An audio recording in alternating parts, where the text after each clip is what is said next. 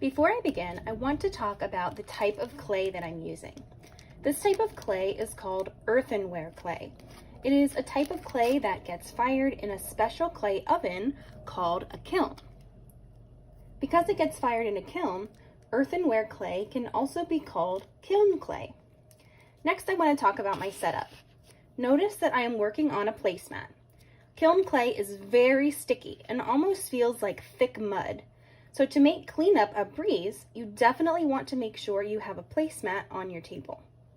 Today, I'm going to demonstrate how to make a coil pot. A coil pot is shaped like a cup or a bowl and is created by stacking coils on top of each other. A coil is a long rope of clay that gets rolled by hand. This is a coil pot that I made using Model Magic air dry clay. Today, I'm going to be working with kiln clay. So here I've got my lump of clay, and what I'm going to do is just pull a small amount off to create my base. I'm going to roll it into a ball and then use the palm of my hand to press it into a small slab. I'm also going to pick it up and rotate it a few times and continue pressing so that each time I press, my edges are even on all sides. Something to be mindful of when you're using kiln clay is that the more you touch it, the faster it dries out. Our hands absorb the moisture that is in the clay, so it's best to get right to work and not play around with it too much so that it doesn't dry out too fast. Next, I'm going to check the thickness of my base. The base should be about the same thickness as the thickness of a pencil. Now I'm going to start rolling my coils. I'm going to break my leftover piece into a couple of smaller, roughly equal pieces and start rolling them out. I'm going to start by rolling them in my hands a little bit, one by one. And as I do this, it's going to get longer and slightly thinner.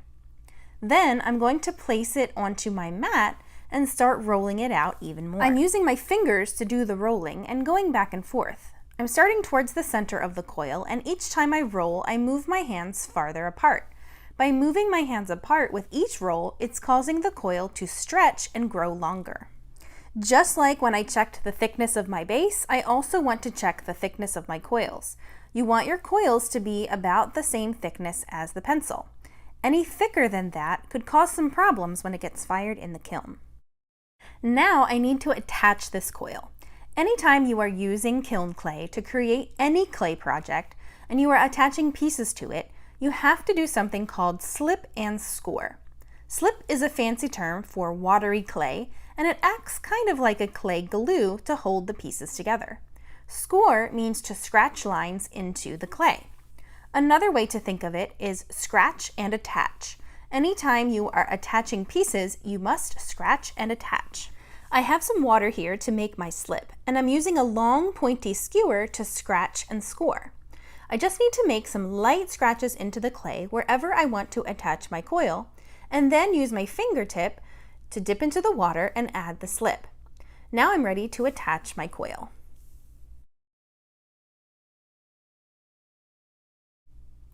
As I'm attaching my coil, I'm using my fingers to lay it on and gently pressing down to make sure it's securely attached. You might see some of the wet clay, or slip, leaking out of the edges as you press down. That's totally fine. That just means that your clay glue is working. If your coil gets too long, you can either tear the end off or simply overlap the coil on top of itself, like I'm doing here.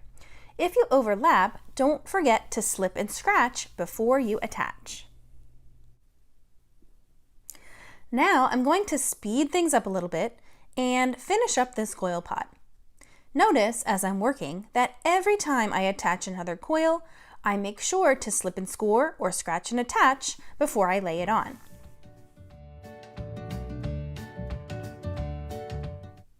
All right, my coil pot is finished, and the last thing I need to do is use my skewer to lightly is the key word there, scratch my name and class code on the bottom.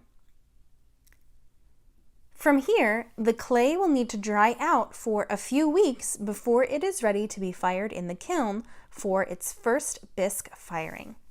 You will have 1 day to complete your coil pot, so be mindful about using your time wisely.